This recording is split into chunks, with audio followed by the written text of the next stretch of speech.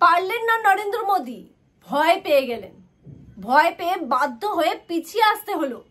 কিন্তু কোথায় তিনি ভয় পেয়েছেন জানেন? সেই জায়গার নাম হচ্ছে অযোধ্যা। নমস্কার, দ্য পাবলিক পোল ব্রেকিং নিউজে আপনাদের সকলকে স্বাগত। আজকের ভিডিওটা কি নিয়ে সেটা তো থাম্বনেল দেখে আপনারা কিছুটা আন্দাজ করেছেন, কিন্তু গোটা বিষয়টা স্পষ্ট করে বলছি আপনাদেরকে এই ভিডিওতে, যে কোথায়, কেন, কিভাবে নরেন্দ্র মোদী ভয় পেলেন, পিছিয়ে আসলেন। অযোধ্যাতে ভয় পেয়েছেন, এই অযোধ্যাতে ভয় পেয়ে তাকে পিছিয়ে আসতে হয়েছে। আর এই সমস্ত বিষয়টা কে জানিয়েছেন বা কে দাবি করেছেন? দাবি করেছেন চাঞ্চল্যকর দাবি। আর সেই দাবি করেছেন এই মুহূর্তে আমাদের লোকসভার বিরোধী দলনেতা রাহুল গান্ধী। হ্যাঁ, তিনি গিয়েছিলেন অযোধ্যায় এবং তিনি বলছেন যে নাকি এমনটা বিষয় উঠেছিল যে লোকসভা নির্বাচনে এবার নরেন্দ্র মোদী ভীষণভাবে চেয়েছিলেন অযোধ্যা থেকে দাঁড়াতে, অযোধ্যা থেকে প্রার্থী হতে। সেই অযোধ্যা, যে অযোধ্যায় রাম মন্দিরে প্রাণ প্রতিষ্ঠা করেছিলেন লোকসভা নির্বাচনের কয়েক মাস আগেই খোদ মোদী। এবং তিনি এবং বিজেপি একেবারে তারা কিন্তু ভীষণভাবে আত্মবিশ্বাসী ছিলেন যে এই রাম মন্দিরকে দেখে কিন্তু অযোধ্যার মানুষ ভোট ব্যাংক ভরিয়ে দেবেন, এমনটাই কিন্তু রাজনৈতিক মহল মনে করে। আর এই ভাবনা থেকেই নরেন্দ্র মোদী নাকি সিদ্ধান্ত নিয়েছিলেন যে এবারে লোকসভা নির্বাচন 2024-এ অযোধ্যা থেকেই প্রার্থী হবেন তিনি।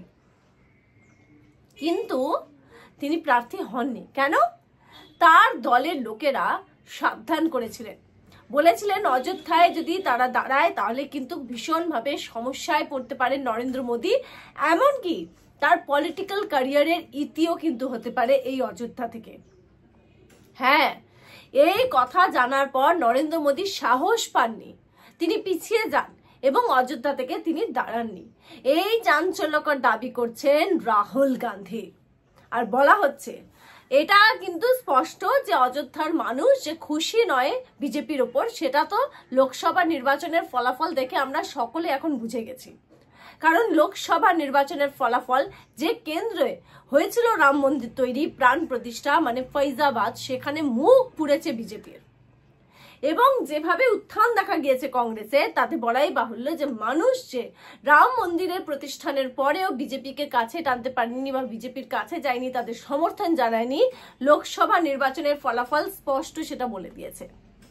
এবার ভিউয়ার্স আসছি কেন, তার কারণ হচ্ছে যে অযোধ্যা মন্দিরকে ঘিরে এত উন্মাদনা, সেই অযোধ্যায় যখন আন্তরাষ্ট্রীয় যে এয়ারপোর্টটা তৈরি হচ্ছিল সেটা কিন্তু কৃষকদের জমি নিয়ে, এবং যেটা অভিযোগ রয়েছে যে জমি নেওয়ার পর তারা কিন্তু সেভাবে তার থেকে সরকারের থেকে কোনো কিছু পাননি, ক্ষতিপূরণ কিছু পাননি।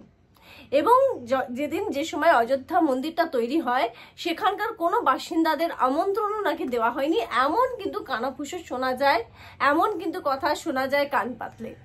এবং রাজনৈতিক মহলের ব্যক্তিত্বরা ইতিমধ্যে কিন্তু আলোচনা করেন যে এটাই কিন্তু নরেন্দ্র মোদীর বা বিজেপির ভরাডুবির একটা অন্যতম কারণ।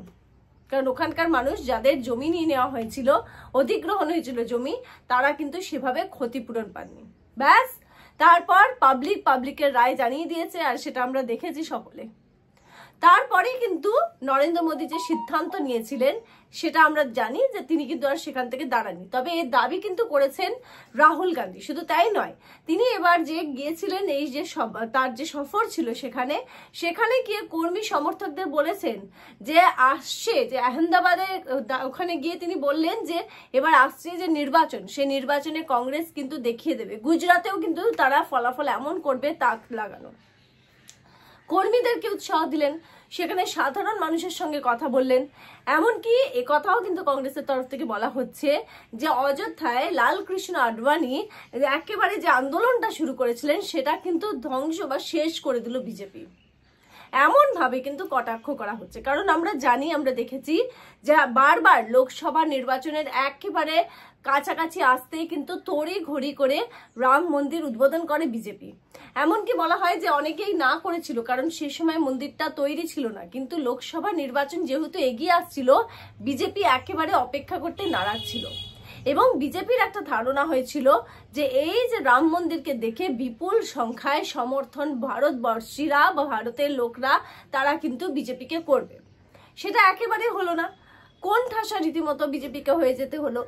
গত 3 বারের যে ফলাফল একেবারে অন্যরকম ফলাফল কিন্তু দেখা গেল, এবং সব মিলিয়ে এই যে অযোধ্যার ব্লু প্রিন্ট তৈরি করেছিল বিজেপি, সেটা ডাহা ফেল হলো, সেটা আর বলার অপেক্ষা রাখে না। আর তারপরে এই চাঞ্চল্যকর দাবি কে তুললেন? দাবিটা তুলছেন হচ্ছে রাহুল গান্ধী। বলছেন যে কর্মী সমর্থকরা কিন্তু বিজেপির বারবার বলেছিলেন যে না, প্রধানমন্ত্রীকে যেন অযোধ্যা থেকে দাঁড় না করানো হয়। তারা কিন্তু আজ পাচ্ছিলেন যে মানুষ রীতিমতো রেগে রয়েছে বিজেপির উপর। ভোটের সংখ্যা যে ওখানে কমবে বা মানুষ যে সমর্থন করবে না বিজেপিকে, সেটা কিন্তু সেখানকার কর্মী সমর্থকরা বুঝেছিলেন। এবং সেই উপদেশ পাওয়ার পরে কিন্তু নমো আর সাহস পাননি, তিনি পারলেনই না সেখান থেকে ভোটে দাঁড়াতে। এমনটাই কিন্তু দাবি করছেন কংগ্রেস নেতা, এখন তো সাংসদ রাহুল গান্ধী। লোকসভার এই বিরোধী দলনেতা রাহুল গান্ধী তিনি এই যে দাবিটা করছেন, তাতে করে কিন্তু রীতিমতো একটা ঝড় উঠেছে, বিতর্কের ঝড়। বিজেপির মধ্যেও বিজেপি রীতিমতো অস্বস্তিতে পড়ে গেছে এই কথা বলার পর, জানার পর। এবং এটাও সঠিক কথা, সেটা হচ্ছে যে এই লোকসভা নির্বাচনে এটা স্পষ্ট যে মানুষের মন থেকে কিন্তু নরেন্দ্র মোদী বা বিজেপি অনেকটাই ধুয়ে মুছে সাফ হয়েছেন অনেক মানুষের, সেটা কিন্তু ভোটের রেজাল্ট বলেছে। এমনকি রাহুল গান্ধী আবারও কটাক্ষ করেছেন, যেমন কি না নরেন্দ্র মোদী বলেছিলেন যে তার সঙ্গে ঈশ্বরের ডাইরেক্ট একটা কানেকশন আছে। সে কথাটাকে টেনেও, সে রেফারেন্সটাকে টেনেও কিন্তু কটাক্ষ করলেন কাকে? নরেন্দ্র মোদীকে। মানে সব মিলিয়ে ভয় পেয়েছিলেন। এবার পাবলিক আপনাদের পালা, কমেন্ট করুন, আপনাদের মতামত জানান যে আপনার কি মনে হয় যদি অযোধ্যা থেকে নরেন্দ্র মোদী দাঁড়াতেন তাহলে কি ফলাফল অন্যরকম হতো, নাকি নরেন্দ্র মোদীর ক্যারিয়ার শেষ হতো, যেটা দাবি করছেন রাহুল গান্ধী? আপনাদের মতামত অবশ্যই দ্য পাবলিক পোল ব্রেকিং নিউজে কমেন্ট করে জানাবেন। দেখতে থাকবেন the public pole breaking news.